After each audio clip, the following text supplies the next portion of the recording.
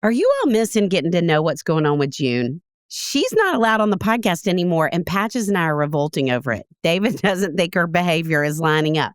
So if you're wondering what's going on with June, if you're wondering where we'll be coming up for events, if you're wondering about the things that we've got coming really soon that we're super excited about, head over to our website, raisingboysandgirls.com, and sign up for our newsletter, where you will be not only the first to know, but first to get offers. We are so grateful for you guys.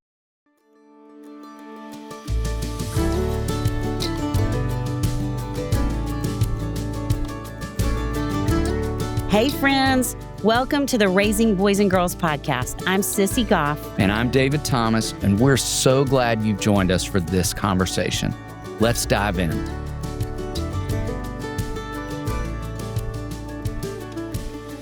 We are so excited for you to hear from two folks we trust, we love for more than how they perform, our dear friends, Kelli Haywood and Brandon Verner. We're excited to talk about threes. Yeah. We could be like the productivity twins, ones and threes, don't you think? I think that's like true. We're all just getting lots done. I do have a lot of people who have mistaken me for a one. I don't know. Dave Barnes' wife, Annie, she's like, are you sure you're not a one? So many similarities. I'm sure. Don't you think it's all in that internal voice? That you feel like the biggest difference? I feel like the biggest difference. Like between the two, yeah. Can present kind of similar, like high achieving and, like intuitive to what's needed, hardworking, can morph a little firstborn, bit. You're a firstborn. And I'm firstborn. But it's that what I've learned is it's that internal voice that for threes, it's very positive. It's very like dangerous optimist. Really? You know? It'll say, you're doing great. Oh, yeah. Well, I know I don't have that voice. I don't have any internal voice. I just plow through life. That's me though. Well, I think as I've gotten older, so I've realized maybe it's not an internal voice, but it's like I'm aware that I am feeling, this is stress. I'm feeling some anxiety. I'm feeling some stress. And so I have to, rather than how I just always tell myself, let's go, let's do it, do this. I'm realizing to listen to that, to realize that is what I'm feeling, because feelings are hard to stop and identify. Gosh, it's so wild to sit in a room with a three and talk about it. It's like you're looking into a mirror. Isn't that funny? And y'all, we need to say, y'all have never met. No. You don't know each other at all. No. Just two people we both love. Yeah. Love and respect. Let's go ahead and speak to another strength of your number that addresses the great question you asked about, is it just the inner critic? Here's my theory on the second ingredient of difference.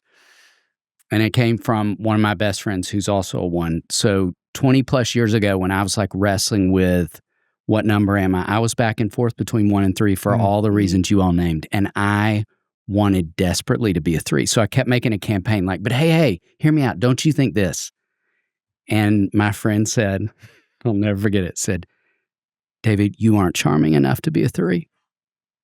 And that is 100% true. It is and not one of true. It That's is not disagree with that. No. But no, hear me out. It's A, 100% true, but B, one of your superpowers, and I think the biggest difference. Like when I interact with parents and I'm wondering in my mind which, like I will start to see that difference sift out. And I'll see more of like the try hard, getting tense and tight thing that happens with ones where I think you all are trying and working hard, but it can be so packaged with warmth, charisma.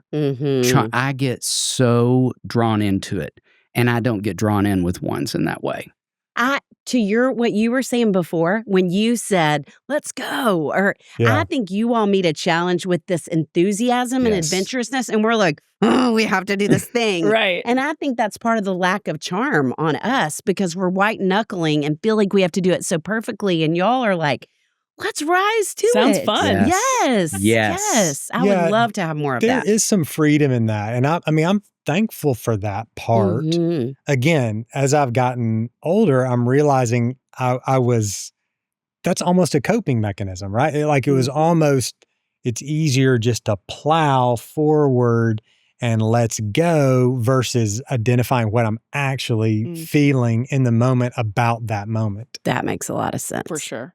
Yeah. And that's something when you said that, the difference, kind of the charming part, there's a part of it though that I see, like in a one, that they're kind of radically just genuine in that moment, whether it's just not comfortable and they're not going to necessarily keep trying to fake it, or they're just going to be where they are. They might give it an effort for a minute, but then it's just like, I'm not really enjoying this. And where a 3 could even, it's a little bit of deceit, like that you feel better than you really do. Totally. So that you can present yourself in a certain way that would be attractive. Yes. So hence the charisma or the fake charisma. That makes so much sense. Yeah. Okay, well, let's jump into, it's fun that we just jumped in. Yeah. But if y'all had to each say what you love the most about your number or what feels hardest about it, what would each of you say? I think for me, I'll just start with the hardest because it's just one I've been trying to be aware of and work on. And that's just, I had mentors in my life that really encouraged me to be what they would say, be present in the moment. David Durham, someone that was dear to me for a really long period of my life. I never knew what that really meant. I heard it, sounded good. But that's my challenge in life is learning to be present in the moment. And what that means to me today is learning to know how I actually feel in the moment. I have a hard time giving my feelings much time or energy or just kind of validity in the moment. Yes. And so that's been, I think, a challenge, just knowing how I actually feel. I think I've been rewarded for having a positive attitude and, kind of going for it and having optimism. That's, I've been rewarded for that, which probably delayed my ability to stop and pause and know myself. So that's been a challenge. I'll start with. Yeah. That is mine too, is the, I think it's hilarious that the 3s are on the heart triad, the emotional side of things. And I would say that is my biggest flaw, is that I will numb out just to, again, go through the days, go through the motions of the day. So like that emotion, and which ends up affecting not only your relationship with your spouse, but very much so also with your kids too. So that if they're not given permission to have emotions or they're not seeing you go through those, then how are they supposed to learn that they can have their own? So that's definitely, mine is almost exactly the same as yours.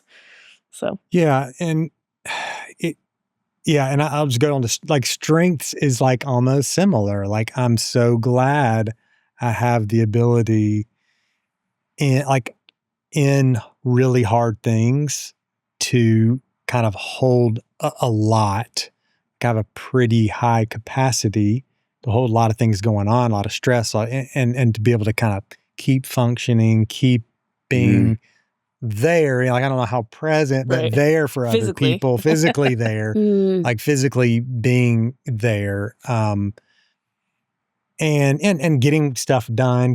All those are socially pretty highly praised. Yes. And so that kind of gives us strength. And I'm thankful for that. I'm thankful for that. I echo that. And then I would also say just very highly disciplined and organized, which I think can help in a family unit. So that's helpful. High energy. Helps people who work with you. Yeah. Yeah. And high energy too. Like I feel like there's an energy that I bring to my family that maybe my spouse doesn't always do. So are you kind of the hype person in your family? I think so. Okay. Yeah. Yeah. But I'm also, it's funny, you were talking about leading with like the positive attitude. And I will say that I have some negativity that kind of creeps in. Yeah. But I think it's my own self like negativity. But as far as within the family unit, I really feel like I'm the one who's like, let's go do the roller coasters and let's stretch ourselves and let's, whereas my husband would be like, let's just hang out and have family night and grill. Yeah. I'm like, what can we go do? So anyways. Yeah. I love, that energizes me to push everyone to, and finding that balance, but pushing each member of the family to kind of get a little bit out of their comfort zone, for all of us to do something a little more adventurous. Yes. A little more than they would be comfortable with, because I can see around the corner. Like, I know how this ends up. Right. Everybody's going to have a ball. Right. Yeah. Doesn't always work out, but that is For sure. fun. For sure.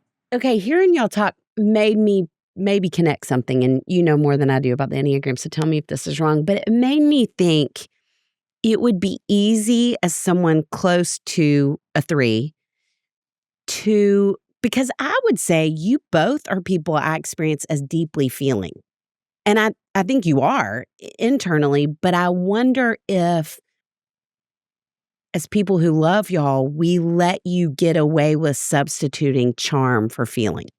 1,000%. Absolutely. Yeah, it is hard to really get to know us, I would say. Yeah. Because again, I keep using the word present, but like we present that we have it all together, right? And are very kind of healthy. And, the thing I've learned to love more than anything is going on a walk with Pace, with my wife, because about halfway into the walk, I finally will start, just start to get to the things I need to talk about. And I just can't get there unless, I kind of I need like very still, calm waters to get to what I'm actually thinking and feeling. And if not, I will just, stay on the positive highs, serve you, ask good questions, perform well for the family. But when it comes to getting to what I'm actually kind of needing to talk about, which is stuff I'm anxious about or I'm stressed about, or I just need to kind of verbalize or ask hard questions, like that takes a lot. A lot of time. It takes a lot. Yes. Well, and you, in telling that story, Brandon, you did a beautiful job of explaining why deceit is the passion of the 3. I mean, that's where people so misinterpret it, because, they'll instinctively, understandably think, it's just about you all deceive other people, you manipulate, you do all these things, but it's you deceive yourself, and you give a perfect picture of what that looks like and sharing that. I'm so glad. Okay.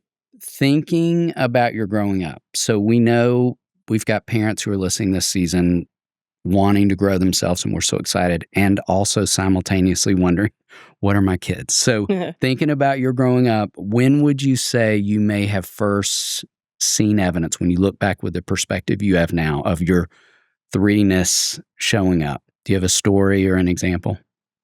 Yeah, I mean, I'll jump in. Okay. I would say, and I'll tell a story that illustrates this, but I would say if you start to see your children trying to perform for you to get your love and attention, then you are probably looking at a 3. And hopefully you can help massage that. But that's a very real story. And I actually just told this in counseling with my husband not too long ago, so it's fresh. But when I was a little girl, in the summer, both my parents worked. And so whenever I was off for summer, I was home alone while my mom was at work.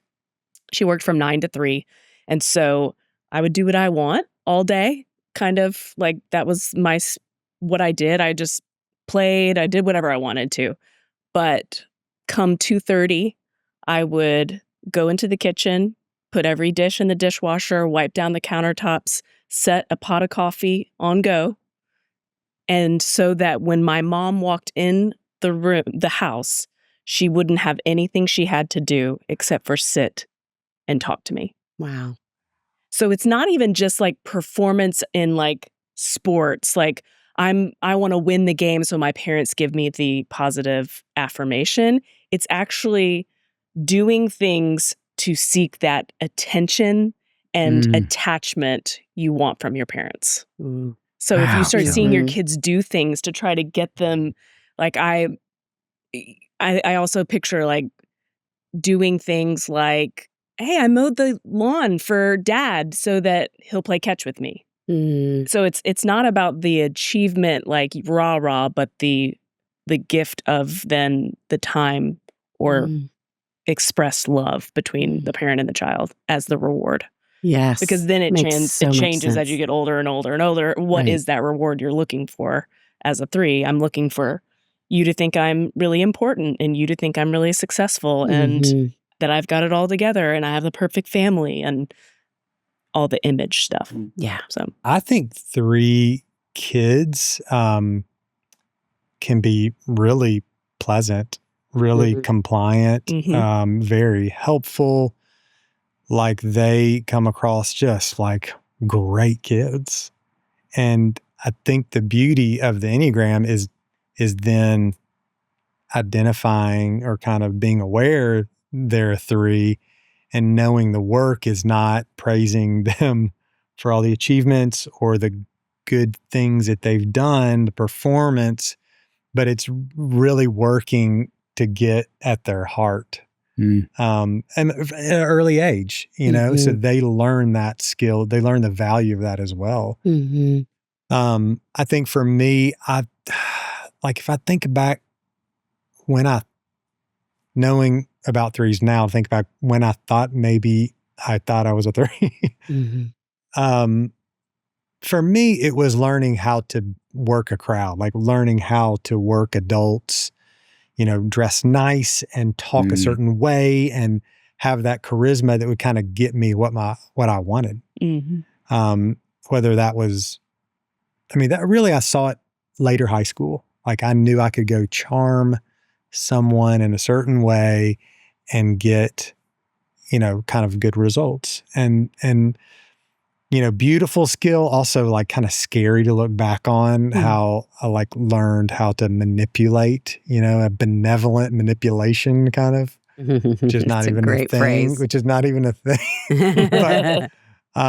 But I think that's where I saw, I identified that in myself and started seeing it got me good results. Yeah. And also maybe something that we do as parents to go like, why won't my child brush his hair the way that I want him to and put himself together and like present himself to the world the way that I want him to see. Yes. And they don't have that same internal motivation that we did. So it's so true. I mean, I was such a good kid, like in so many ways. Same, yeah. Like my dad would make us, you know, work really hard outside and, you know, clearing a fence row and cutting the grass and cleaning out this shed. And I didn't blink an eye. Like if that's what he said to do and what he expected, then that's what I did. And I think the expectation part, like whereas 1s have this negative internal voice, I think 3s have this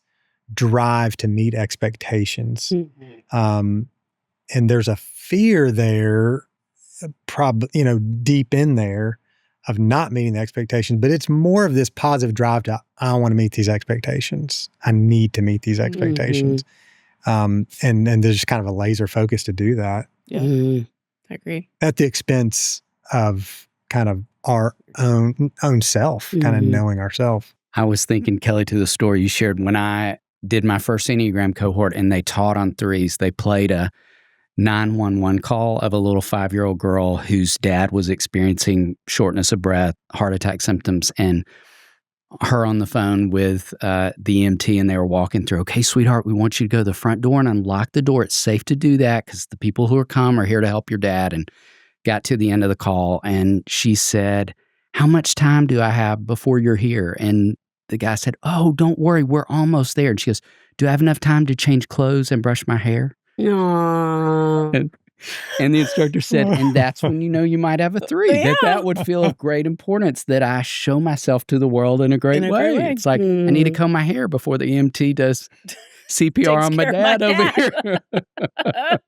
But the intuitive, instinctive part of her that felt like the only right thing to do in that moment. And not that she didn't care about her dad, but it's like, I can't open the door and not have all my clothes and my hair brushed. Right. And now a quick break to hear from one of our incredible sponsors who make the podcast available. David, can you believe the holidays are almost here? I know. And as exciting as it is, hosting comes with a lot of prep. Meanwhile, I'm just trying to figure out where to hide all the Wayfair boxes before Connie gets home. No, she went on a spree too? She did more than that. She made a Wayfair wish list. Lamps, rugs, porch furniture, side tables. Basically, she redecorated the whole house without telling me. Well, she's not the only one with good taste. June, your dog might have you beat. Don't remind me. Somehow my Labrador now has a dog bed, a dog bowl on the way. Apparently, she made her own wish list. I love it. Wayfair really does have everything for everyone, including the dog. Trees, wreaths, inflatables, cookware. They make it so easy to get your home ready for the holidays, whatever your style or budget. And you can actually enjoy the season with your family instead of stressing over all the little details. Get organized, refreshed, and ready for the holidays for way less. Head to wayfair.com right now to shop all things home. That's WAYFAIR.com. Wayfair, every style, every home. David, I use my Harbor monitor in a way you probably wouldn't expect. With your nephews? We had a little bunking party, and I checked in with the Harbor app. Whit was supposed to be in bed, but was sitting in the middle of the floor, serenading his stuffed animals.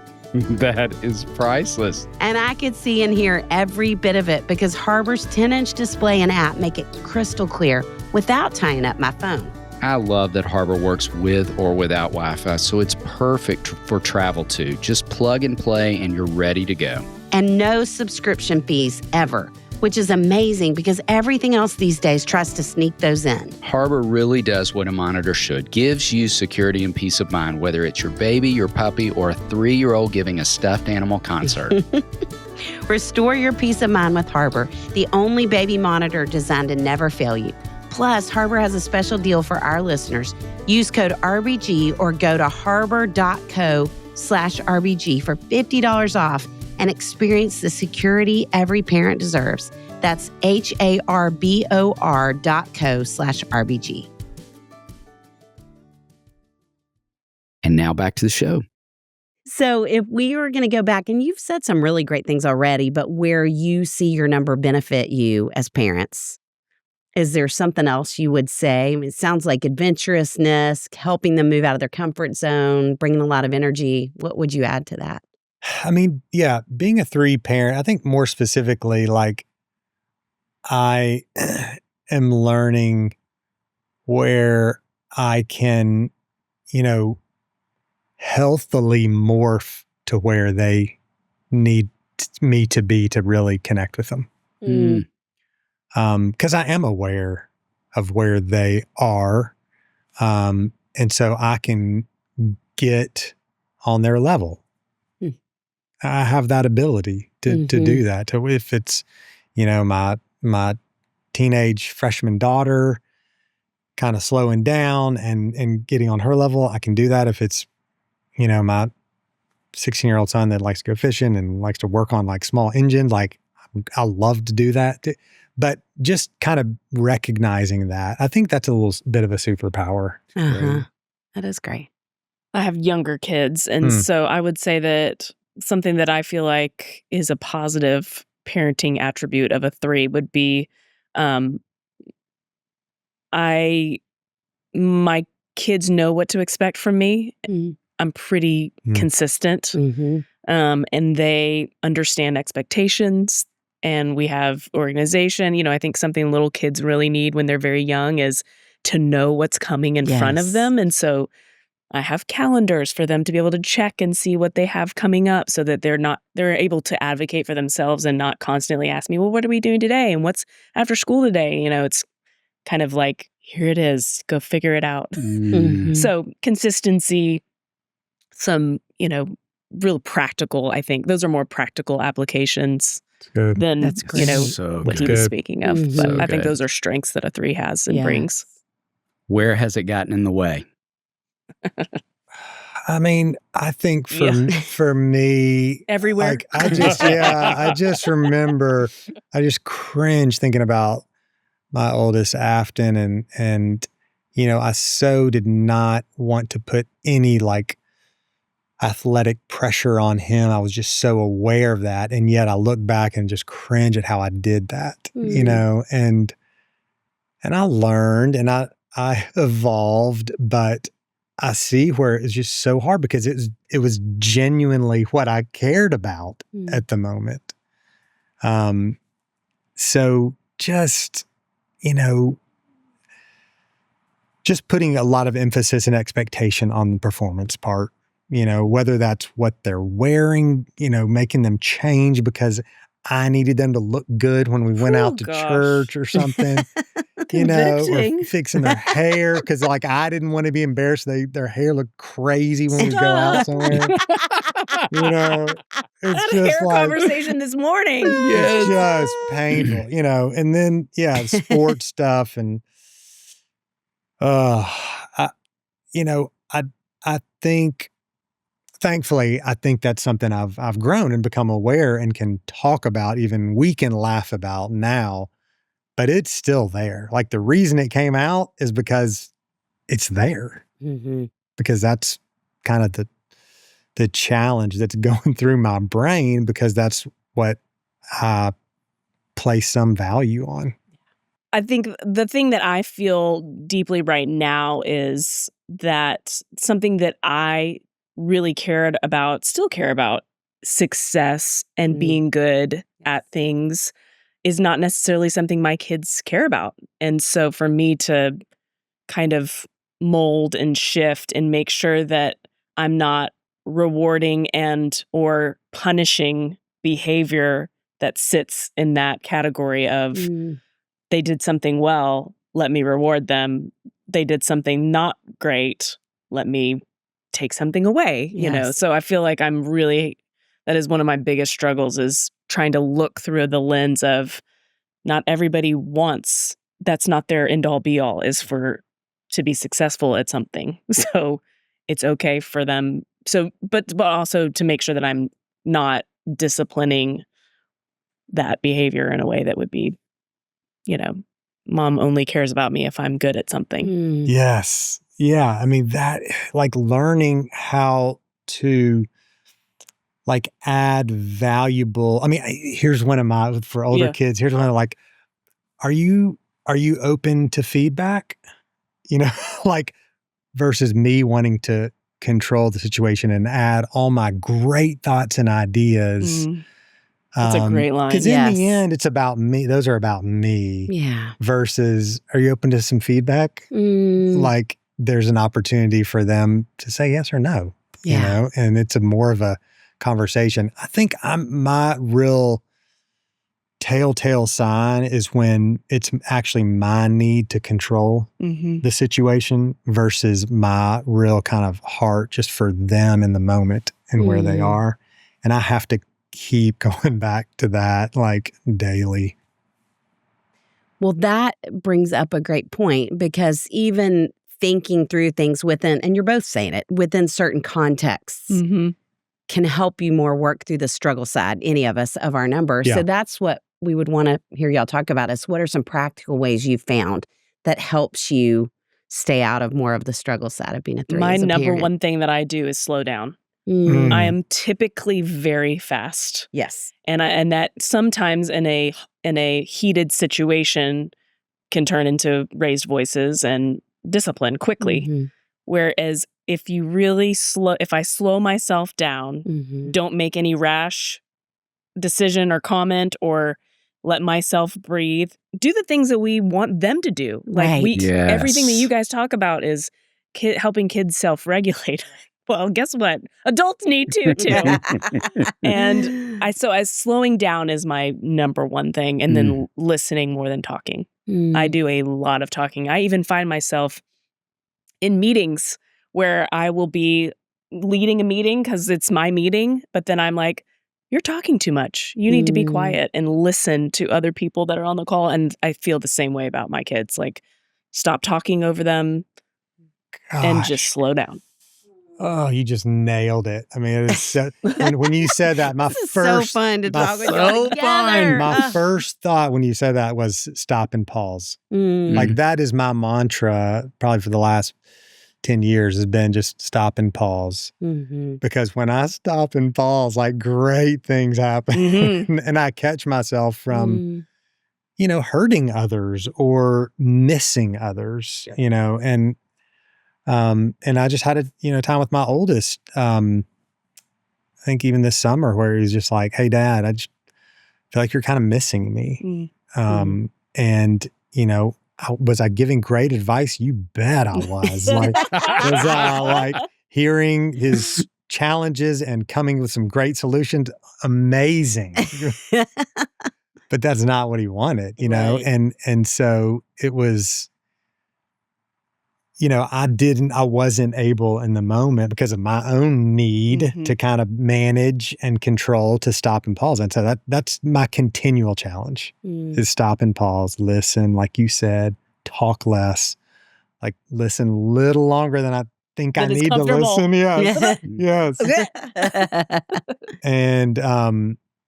And yeah, there's always going to be opportunities to share and to add, but like, timing and hearing their heart, I'm learning, is the more important thing than the great advice. I really love that. Are you open to feedback? My kids aren't old enough to really understand that yet, but can't wait to use it. Can't wait. Building on that, what would the two of you say you hope your children experience most deeply from you? My dad was a 3. And I just remember, getting to a point, loving my dad, just gave and invested incredible things in my life. But yeah, it got to a certain point where, I kind of want connection at a deeper, intimate level. And that's, I think, what all of our kids are going to want.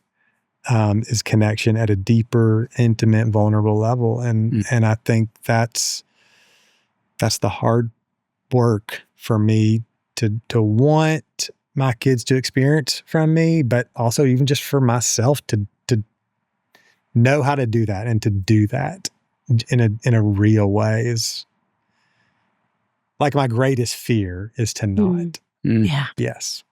I mean, what I want them to feel is that they are completely accepted and loved in our house. That I cannot do anything about the exterior. I can teach them about it. I can prepare them for it as much as possible. But at the end of the day, what happens in the world is going to happen. Yeah. But I would want them to know that when they step into the house, that I am a safe place that fully loves them. I think that's something that a 3 offers is security. Like, I think that my kids feel that I am strong. Yes. And that I offer that presence to them. So I want them to feel that, but I also want them to know that I'm a soft space to land whenever things get hard. Yeah. So good.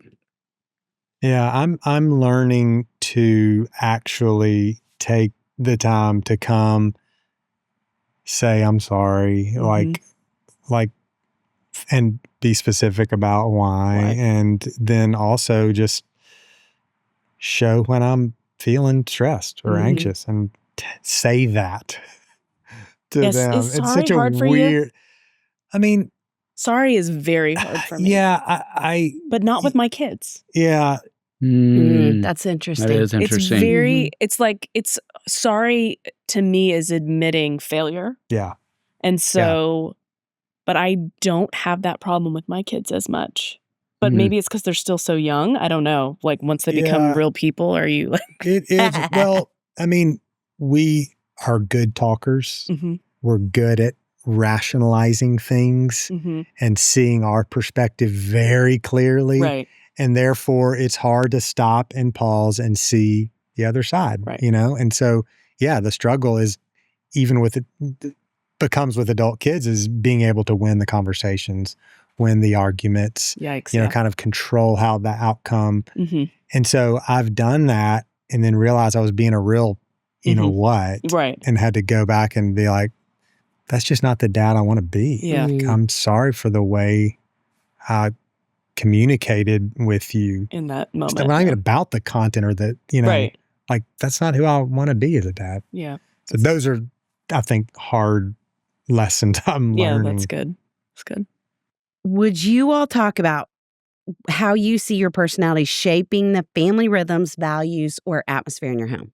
Yeah, I mean, we've talked about some of these, but it's just the adventurousness, the kind of pushing us to limits that not everybody's comfortable with. And yet it creates an experience, a new experience. And so learning how to do that, is an important, I think, rhythm for a 3. Like it's not being reckless, but it's also not holding back. It's kind of reading the family and knowing where we can be a little bit edgy here and it create actually a bond and a memory. And that I love doing that. That is something as a 3 dad that's my role in the family. Yeah. And y'all certainly do. I mean, your vacations and y'all do a lot of fun. We like, I mean, things. that's the thing I love. That's my why. I love getting my family out on adventures, experiencing new things together. Making memories. Yeah. And we had a, so this is just let's just quick story. This summer, we went to the Outer Banks where you're carrying canoes between, lakes. And we were there on the first night and just everybody's exhausted.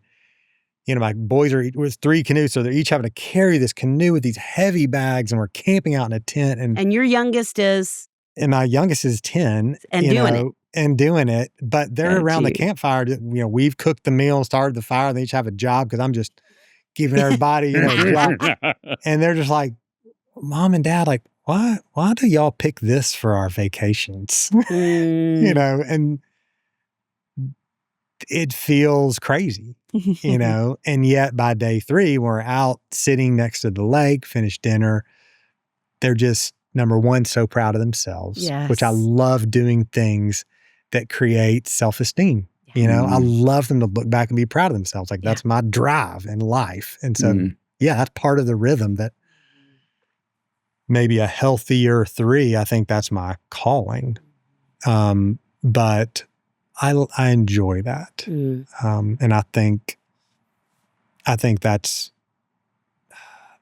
my kids enjoy that. I think they appreciate that. They don't always love the moment, but they do appreciate that. I mean, I wonder if this is a 3 thing. I'm not 100% sure, but I really love tradition. And so that's something that I like to bring into the family side of things. So, the way that we pray before meals and the things that we do as I'm teaching my kids about God and, where and how we do that and praying at night. So there's definitely rhythms that I think that I pulled from some from my childhood of wanting to pull that into our family rhythms as well.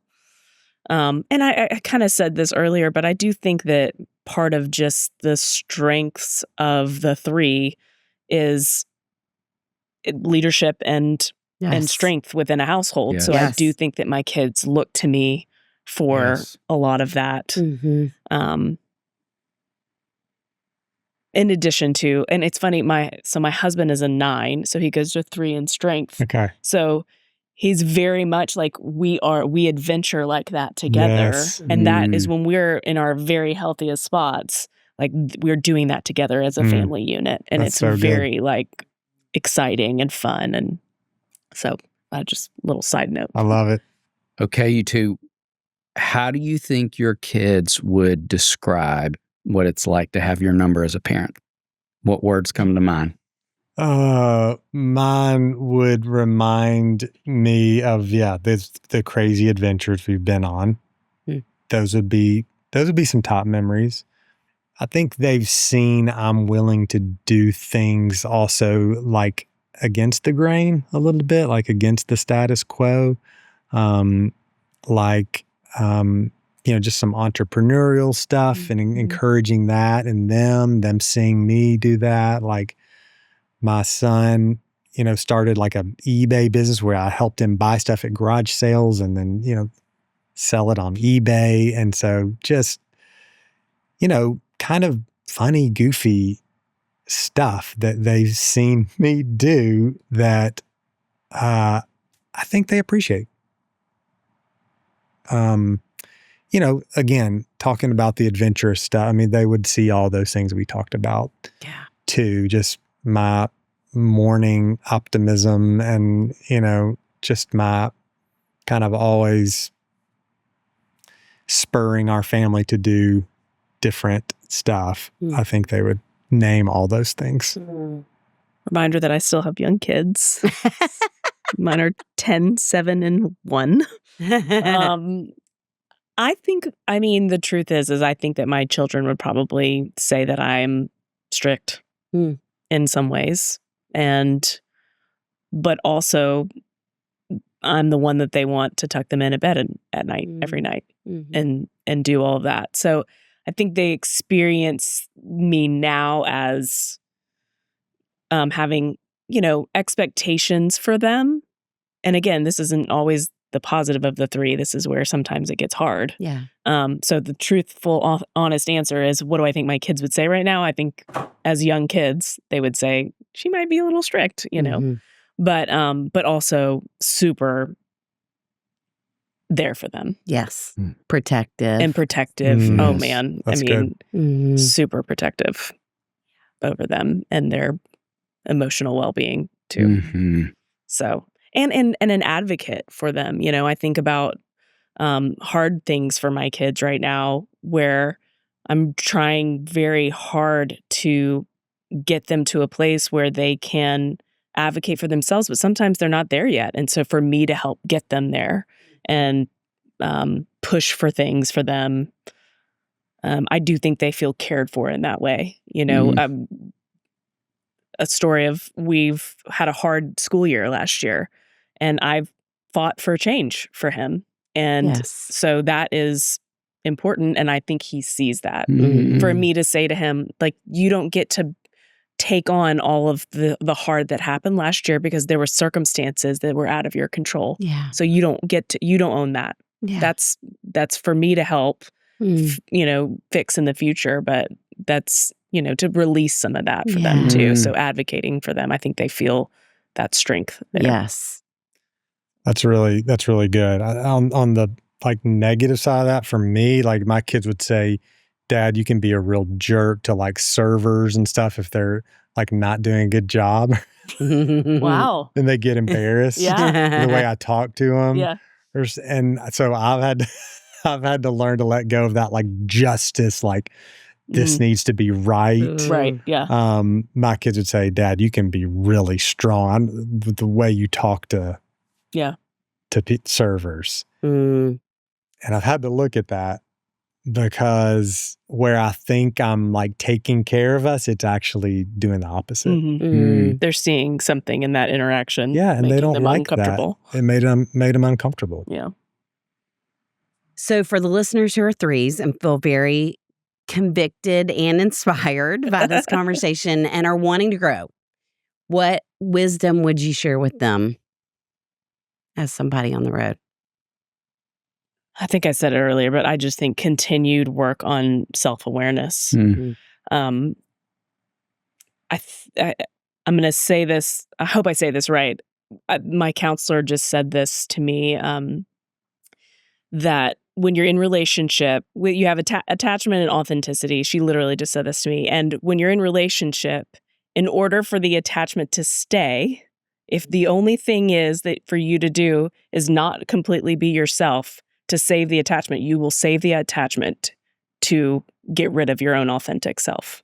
And I think about that with my kids Mm. and like the story that I told about me as a little girl. Mm-hmm. Our kids are going to sacrifice being themselves completely to make sure that they stay attached to us. So we have to do our own work to make sure that that doesn't happen. That they don't. Gosh, Kelli, that's so good. They don't lose themselves to stay attached to us, because this is the most important relationship for my young kids right now is me and my husband. Yes. And the last thing I want them to do is stop being who they are so that they can stay with me. So I seriously, I mean, obviously this is a podcast run by two counselors, so hopefully everybody listening is pro counseling. But I highly, read books about yourself, learn about your Enneagram number. Yes. Go to counseling, go to marriage counseling, whatever you need to do to continue to do work on yourself. Because the better and more whole version of yourself you are, the better version you will be for your kids too. Amen. Yes. Yeah, that's so well said.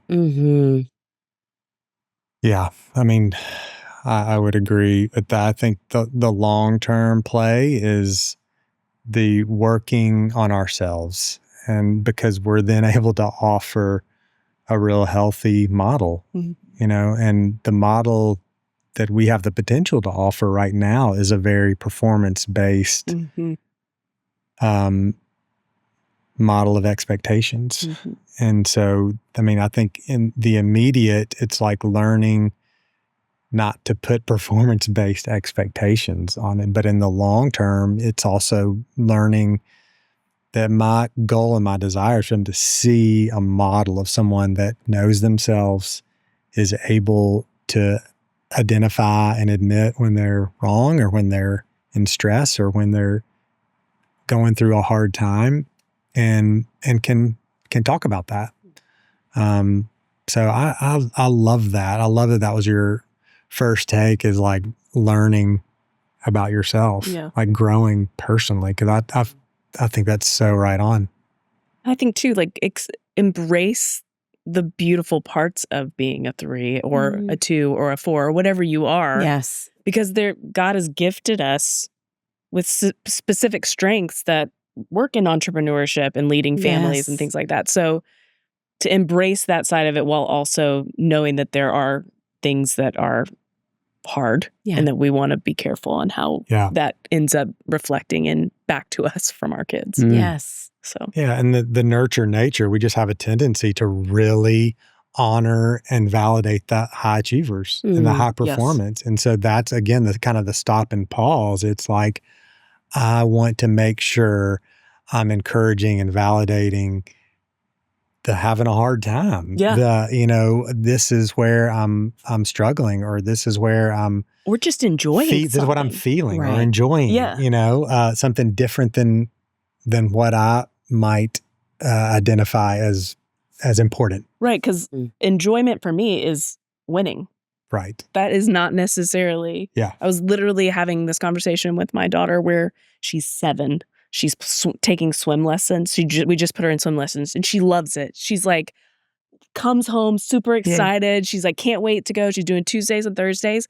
I was like, maybe you could be on the Olympic swim team. She goes, no. And it was like, I had a moment where I was like, not everybody's goal is to be the best. That's great. Yes. She can just swim and love it. That's fine. great And that is insight. enough. Yes, that is great insight. Wouldn't be enough for me, Yes. but it is for her. That's So to have that moment of realization and go, okay, this is not how I need to interact with my child. Like that was not a helpful comment. So. Yeah. No, that reminds me of part of my, I think, evolution as being a sports dad is just the, watching in practice, watching in games and just not saying anything. During the game, so good. Before the game, or after the game. So good, it's like, Brandon. It's so fun to watch you play. Yeah. Like that, Period. I have to just stop myself right there because I want to go in and manage and control and manipulate to get a good outcome. Mm-hmm. Yeah. And I'm learning if I can just love them in that moment and let them love what they're doing. Yeah. They've got coaches, and just, it's so fun to watch you play. Yeah. So glad you're having fun. And that's it. I do not want this conversation to end. I do not want it to end. But I respect you both enough to honor your time. So we're going to land the plane. We end with something fun and food related every time. So what would you say is the ideal meal experience for your number? The food and the experience. Oh, I have been influential in this happening quite a bit at our family, but it's going out to something adventurous, usually something ethnic. We did it this past weekend for my son's birthday, and just kind of ordering most everything on the menu and just passing it around and trying it. And we talk about it, and it's an experience and it's a memory. It's not just about, the food. And so that's one of my favorite things to do. So that's awesome. That's mine. So good. That's awesome. I think that for me, it's experience over food. I eat food because that's the way that God made it. You have to eat to live. And so I'm not a big foodie. So for me, it's the experience. So like going to hibachi so that there's a show while you're eating, or, going to a place where you wear silly hats while you're eating, or the lobster, restaurant where you have to wear full garb. So things like that. I think just the experience around it to make a memory, I think is the most important food experience for us. Y'all, this was so good. I mean, really, so good. You have no idea how many people are taking notes right now as you all been talking. I know. And the gift you've given a lot of parents. Yeah. And the picture you've been of, and we know this to be true, it's why we wanted to have this conversation with both of you, the picture of what it can look like when you do your work, when you are moving toward living in health in your number. Like, such a gift, you all. Thank you. Gift to us, obviously a gift to your kids. David, what a team we have that we get to call friends who help make this podcast possible. Chris Starrett, our engineer. Our management team at KCH. And we are thrilled to be a part of the That Sounds Fun network. Our music was created by the insanely talented Dave Haywood of Lady A. And if this podcast felt helpful to you, please consider subscribing, liking, sharing, all the things. We are grateful for you and cheering you on always.